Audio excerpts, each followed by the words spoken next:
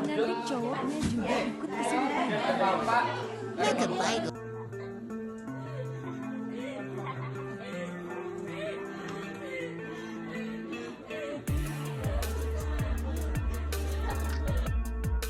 Video pengantin kesurupan di Banjarmasin viral di TikTok.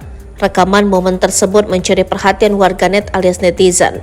Sebab awalnya hanya pengantin wanita yang menunjukkan gelagat tak biasa. Namun setelah pengantin wanita ditangani, pengantin pria kesurupan juga. Bahkan pengantin pria meminta sesuatu yang membuat tamu acara pernikahan kebingungan. Momen saat sepasang pengantin mengalami kesurupan itu viral usai diunggah oleh pemilik akun TikTok veranadia.anggi. Dalam video yang beredar, awalnya tampak hanya mempelai wanita saja yang mengalami kesurupan. Sang wanita yang mengenakan busana pengantin lengkap dengan riasan menunjukkan tanda-tanda kesurupan dengan menunjuk ke arah pelaminan.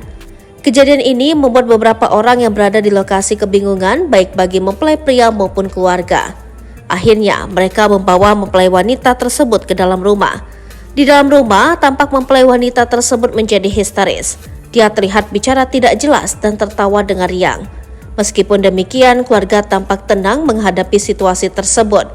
Tak lama kemudian, mempelai pria juga menyusul dan ikut mengalami kesurupan. Pria itu terlihat menari dan histeris.